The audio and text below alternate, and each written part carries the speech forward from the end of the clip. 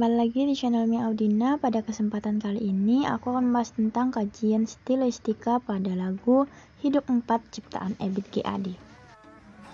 Terlebih dahulu saya akan menjelaskan apa yang dimaksud dengan kajian stilistika. Stilistika adalah ilmu yang mempelajari gaya bahasa suatu karya sastra.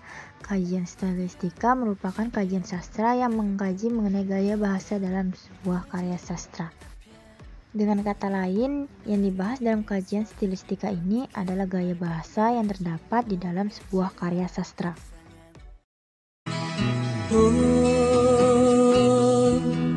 Rentangkan tanganmu bersama datang malam agar dapat ku rebahkan kepala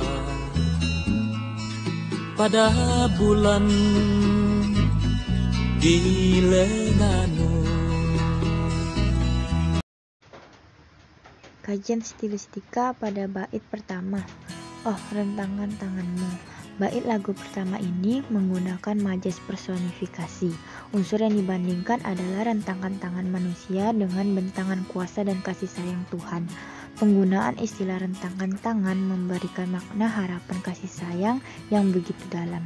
Hal ini dapat dianalogikan seperti seorang ibu yang membentangkan tangannya lebar-lebar untuk meraih anaknya dan memeluknya erat penuh kasih sayang. Si penulis lagu berharap kasih sayang dari Tuhannya dengan merentangkan tangannya, dan kemudian dapat memeluk dirinya yang datang menghadap penuh dengan kasih sayang. Pada bait kedua, bersama datang malam, majas yang digunakan adalah majas personifikasi.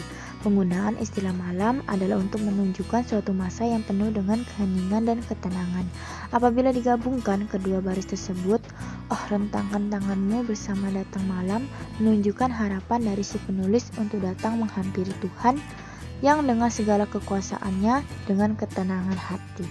Agar dapat ku rebahkan kepala pada bulan di lenganmu. Lirik lagu ini menggunakan majas sinekdok, sebagian untuk keseluruhan. Kata "kurebahkan kepala" mengandung arti membaringkan keseluruhan tubuh manusia. Maksudnya yaitu memasrahkan diri kepada Tuhannya. Sedangkan lirik "pada bulan di lenganmu" menggunakan majas metafora. Makna pemakaian istilah bulan di lenganmu memunculkan kesan adanya keindahan dan kesyahduan dalam kekuasaan yang tiada batas. Sehingga penggabungan makna pada kedua baris lagu ini menyiratkan makna si penulis tengah berada dalam kepenatan permasalahan hidup dan hendak menyampaikannya secara syahdu, indah dan khidmat kepada kuasa Tuhannya yang tiada batas.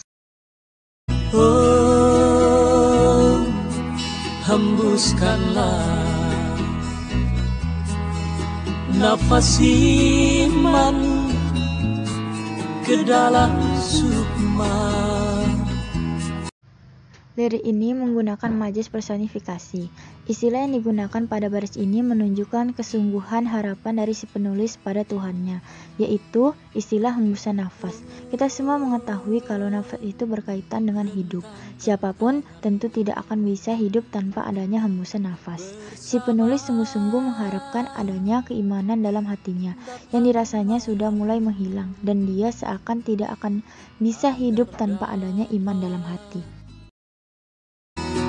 Agar dapat ku yakini hidup dan kehidupan ini. Pada baris ini, si penulis lagu menyatakan kebutuhannya yang sangat mendalam akan hembusan nafas iman seperti disebutkan pada baris di atasnya.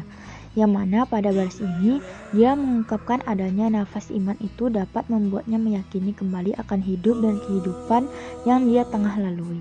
Harapan si penulis tidak hanya sekadar mengetahui atau menjalani kehidupan, akan tetapi lebih dari itu. Si penulis berharap bisa meyakini hidup dan kehidupannya. Artinya selain sekadar melewati waktu sehari-hari, juga bisa mengisinya dengan hal-hal yang bermakna, terutama berkaitan dengan hubungan dengan Tuhan. Di gunung ku cari kamu, di sini pun ku cari kamu. Lirik ini termasuk ke dalam majas personifikasi. Terdapat keunikan dalam pemilihan istilah oleh penulis lagu pada baris ini, yaitu penggunaan istilah kamu sebagai kata sapaan kepada Tuhannya. Sebagaimana diketahui pada percakapan atau penggunaan bahasa Indonesia sehari-hari, istilah kamu umumnya ditujukan kepada orang yang sebaya, lebih muda, atau bagi orang yang telah akrab. Namun, pada kenyataan, istilah yang digunakan pada baris ini ditujukan kepada Tuhan, sebagaimana diuraikan pada baris sebelumnya. Jika dilihat sepintas pada uraian tentang baris lagu tersebut, seakan memberikan kesan tidak sopan, karena menggunakan istilah kamu untuk menyapa, berbicara, atau memohon kepada Tuhan. Namun, disinilah letak keunikan dari istilah yang digunakan oleh si penulis, karena penggunaan istilah kamu, lalu dalam penulisannya disingkat atau dipenggal, maka yang akan muncul adalah istilah atau partikelmu yang kedudukannya tergabung dengan kata lainnya. Dan hal ini justru memberikan kesan romantis dalam religius dan sama sekali jauh dari kesan tidak sopan.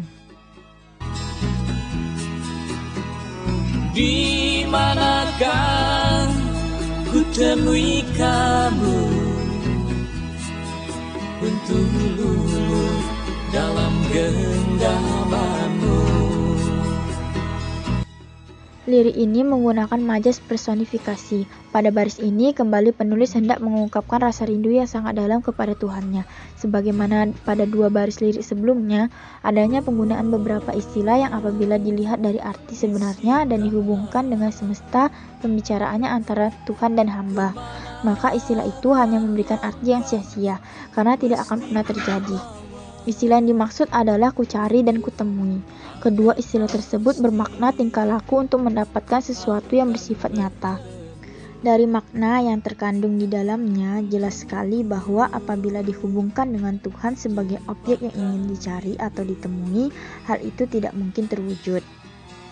Di sini kembali terdapat keunikan dalam pemilihan istilah yang dilakukan oleh penulis lagu.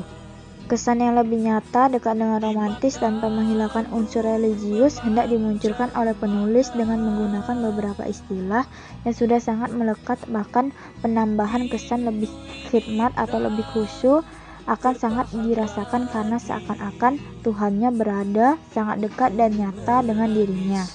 Meskipun hal ini sangat berpotensi kemusyrikan karena terkesan menyamakan Tuhan dengan makhluknya, akan tetapi hal ini disadari oleh penulis lagu dengan menggunakan istilah lainnya sebagai penyeimbang atau penyelaras agar tetap sadar akan dirinya sebagai hamba.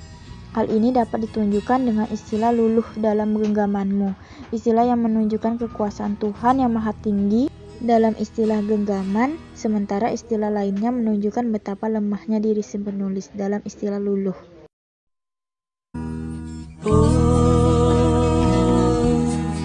Bisikanlah,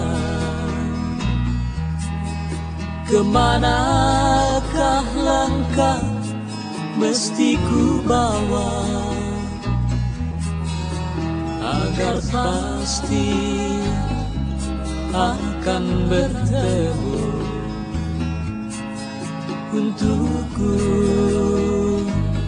tumpahkan rindu. Majas yang digunakan pada lirik "Oh bisikanlah" adalah majas eufemisme.